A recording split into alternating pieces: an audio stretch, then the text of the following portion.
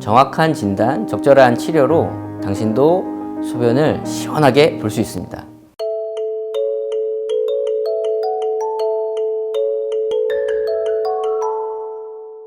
안녕하세요. 비뇨의학과 편종현입니다. 비뇨의학과에서 전립선 질환을 주로 담당을 하고 있고, 전립선 비대증, 전립선 암에 대한 치료, 그리고 또 수술적 치료를 전문으로 하고 있습니다.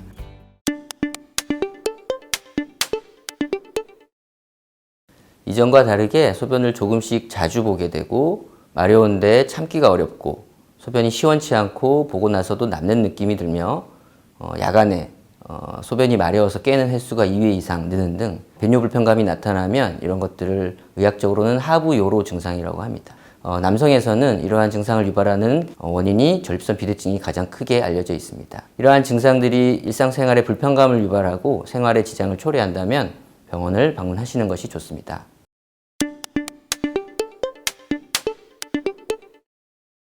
전립선 비대증의 원인은 명확하게 밝혀져 있지는 않지만 남성 호르몬과 노화, 이 두 가지가 가장 중요한 요소라고 알려져 있습니다. 노화가 되면 남성 호르몬의 형태가 변화가 좀 되는데, 이러한 변형된 남성 호르몬이 전립선에 작용을 하면 조직의 증식을 유발하게 됩니다. 이 비대해진 전립선은 방광에서 소변이 배출되는 요도를 좁히게 되고, 이렇게 좁아진 요도 때문에 소변 배출이 원활하지 않게 되면 불편한 증상이 나타나게 되는 것입니다. 우리 사회는 이미 고령화 사회로 진입을 했고, 그에 따라 평균 수명도 함께 늘어나고 있기 때문에 전립선 비대증은 대표적인 남성 노년기 질환입니다. 이에 따라 당연히 유병률도 높아지게 되지만, 최근에는 서구화된 식습관, 그리고 불규칙한 생활 습관, 스트레스, 이런 것들이 젊은 연령층에서도 이러한 배뇨 불편감을 유발하는 조기의 전립선 비대증과 관련된 증상이 나타나는 원인으로 알려져 있습니다. 소변을 오래 참거나 오래 앉아있는 자세가 전립선의 비대증을 유발하는 원인이 되지는 않겠지만, 결국은 전립선을 압박하게 되고 방광을 압박하게 되기 때문에 관련된 배뇨 불편감을 유발할 수는 있습니다. 자전거와 전립선의 연관관계에 대해서는 의학적으로도 논란이 좀 있습니다. 여러 연구 결과가 발표가 되는데, 긍정적인 효과 또는 부정적인 효과 모두가 좀 논란이 있습니다. 자전거를 오래 타서 안장의 전립선이 계속 압박을 받는 것만으로 전립선 질환이 발생한다거나 배뇨 불편감이 악화되지는 않겠지만, 이미 배뇨 불편감이 있고 전립선 비대증으로 고생하는 분들에게는 자전거 타는 것을 그렇게 권하지는 않습니다. 자전거 타기는 좋은 운동이고 유산소 운동으로서는 아주 훌륭한 운동법이기 때문에 배뇨 불편감이 그렇게 심하지 않다면 자전거 타기는 권장하는 바입니다. 저도 지금 자전거를 열심히 타고 있습니다.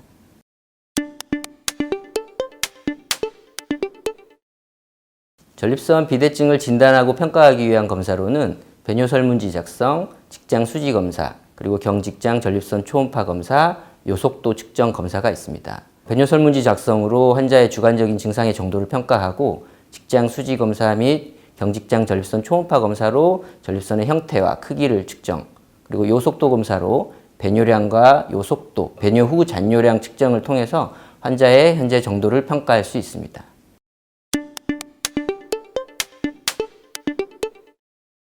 증상이 경미하고 비대증이 심하지 않는 경우에는 1차적으로 약물 치료로 증상 개선 효과를 기대해 볼 수 있습니다. 증상이 경미할 때 빨리 병원을 내원하셔서 전립선 비대증이 아주 심하지 않은 경우라면 약물 치료도 충분히 좋은 효과를 기대할 수 있습니다. 시간이 오래 지나면 방광의 기능이 변화가 오기 때문에 그 이후에는 수술적 치료를 해도 회복이 안 되는 경우가 많지만, 조기에만 내원을 하신다면 약물 치료로 방광에서 전립선으로 지나가는 소변이 배출을 원활하게 해주고, 또한 약물 치료로 전립선 크기를 어느 정도는 줄일 수 있기 때문에 초기의 치료 효과는 꽤 좋은 편에 속합니다. 약물 치료는 많은 경우에 이 고령의 환자들에게 쓰는 약제이기 때문에 안정성과 부작용을 굉장히 중요시 여기게 됩니다. 많은 경우에 큰 부작용은 없고요. 약간의 혈압을 저하시키는 효과가 있기 때문에 기립성 저혈압에 대해서는 좀 주의를 하는 편이고요. 전립선 크기를 줄여주는 약제는 남성 호르몬이 전립선에 작용하는 걸 좀 차단하는 효과를 기대하는 것인데, 일부에서는 약간의 성욕 감퇴나 발기부전, 사정장애 이런 것들을 호소하는 분들이 있기는 합니다. 좀 젊은 연령대 환자분들에게서는 이런 치료 시기도 중요하게 고려해서 결정을 하게 됩니다.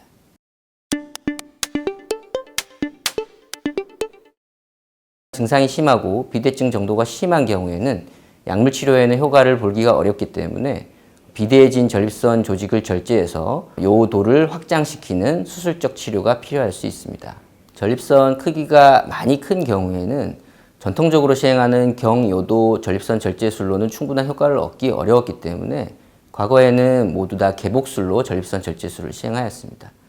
개복술이다 보니까 수술 중 출혈도 많고 통증 그리고 수술 후 회복 기간도 꽤 오래 걸리는 단점이 있었지만 현재 제가 하고 있는 홀랩 수술은 홀미움 레이저를 이용한 내시경적 전립선 절제술로 사이즈가 많이 큰 전립선도 개복이 아닌 내시경적 수술을 시행할 수 있는 수술법입니다. 그로 인해서 수술 중 출혈이 적고 개복을 하지 않기 때문에 통증이 적을 뿐더러 회복 기간도 수술 후 이틀 정도면 퇴원하고 일상생활에 복귀할 수 있습니다.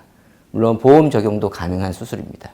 내시경 수술이기 때문에 수술 후에 소변줄을 유치하고 나온 것 외에는 환자가 느끼는 통증, 불편감은 크게 없습니다. 수술 후에 저녁이 되면 식사도 진행을 하고 다음날 되면 아무렇지 않게 걸어 다니실 수 있습니다. 전립선 수술과 관련된 후유증이나 또는 합병증은 크게는 두 가지를 언급하게 됩니다. 첫 번째는 수술 후에는 사정시 정액 배출이 안 될 수 있습니다. 전립선을 많이 절제해내고 또 요도가 확장되기 때문에 정액의 양이 줄고 또 역행성 사정이 일어나기 때문에 수술 후에 성관계 시 사정액은 배출이 안 될 수 있습니다. 하지만 발기부전과 관련돼서는 의학적으로는 명확하게 연관성을 보고 있지는 않습니다.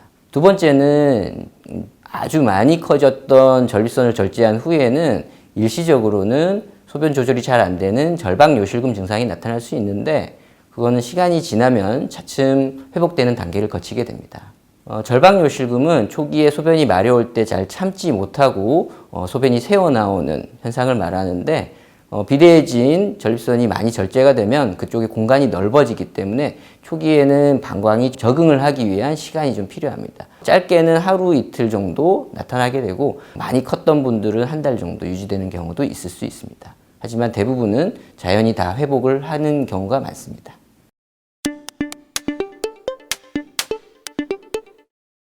홀랩 수술은 이제 의학적으로 의미를 표현하자면 홀미움 레이저를 이용해서 전립선을 적출한다라는 의미입니다.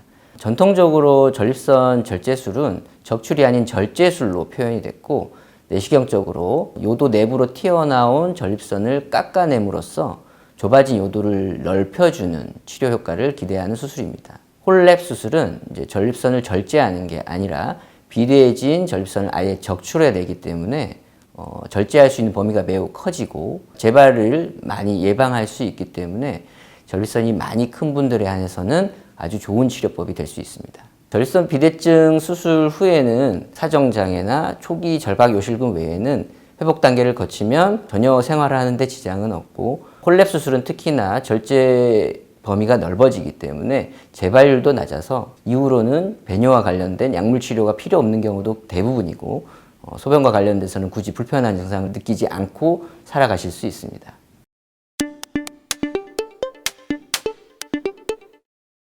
전립선 비대증에 의한 증상을 노화의 하나의 단계라고 생각하시고 그냥 지나치는 분들이 계시는데요. 이게 시간이 오래 지나면 몸도 적응을 하게 됩니다. 불편한 증상이 심해지다가 이것을 그냥 놔두면 방광에 지속적으로 소변이 남게 되고 이게 악화가 되면 방광에 찬 소변이 양측 신장으로도 압박을 주게 되기 때문에 결국은 신기능을 잃게 될 수 있습니다. 그러면 나중에는 방광 기능과 신기능 모두를 잃게 되고 그렇게 된 경우에는 수술적 치료를 하더라도 기능을 회복하기는 좀 어려운 경우가 많습니다.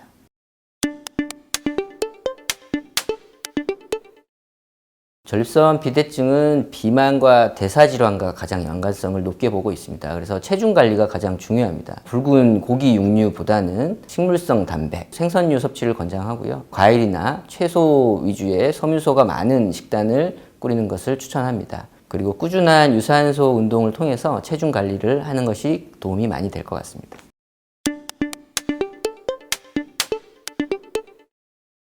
전립선 비대증은 40대부터 발병하기 시작합니다. 유전력이 있기 때문에 가족력이 있으면 조기에 검진을 받는 걸 권장하고요. 40대부터 배뇨불편간 증상이 나타난다면 경직장 전립선 초음파 검사나 직장 수지 검사, 그리고 PSA 같은 혈액 검사를 통해서 조기에 검진을 권장하는 편입니다. 증상이 심하지 않더라도 40대 이후에 검사로 전립선 비대증이 진단이 되면 1년에 한 번 정도는 꼭 전립선 비대증에 대한 검진을 받기를 권장하고 있습니다.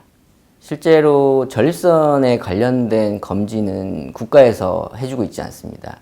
그래서 본인이 선택을 하지 않으면 종합검진에 포함이 되지 않습니다. 그래서 증상이 있으면 당연히 전립선에 대한 검사를 받아보시기를 권장을 하고 40대 이상이라면 꼭 받는 걸 권장을 합니다.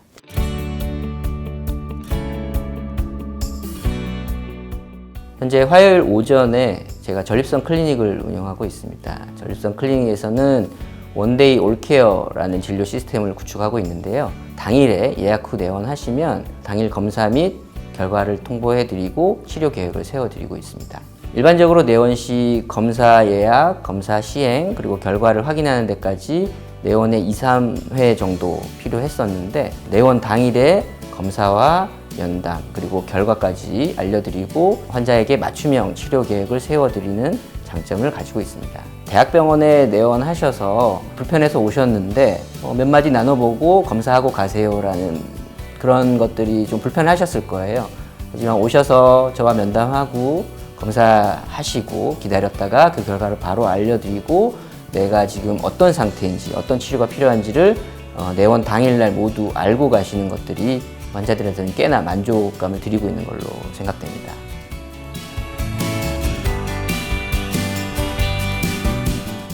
정확한 진단, 적절한 치료로 당신도 소변을 시원하게 볼 수 있습니다. 전립선 비대증에 의한 변뇨 불편 증상은 증상의 정도에 따라 다양한 맞춤형 치료법이 존재하기 때문에 늦었다고 생각하지 마시고 비뇨기과 전문의를 만나보시면 해답을 찾을 수 있습니다. 소변과 관련해서 불편한 증상이 발생하면 노화의 단계라고 그냥 가볍게 넘기지 마시고 병원을 방문해서 적절한 검사와 치료를 받으시면 노년에 소변과 관련된 불편감에서 벗어나실 수 있습니다.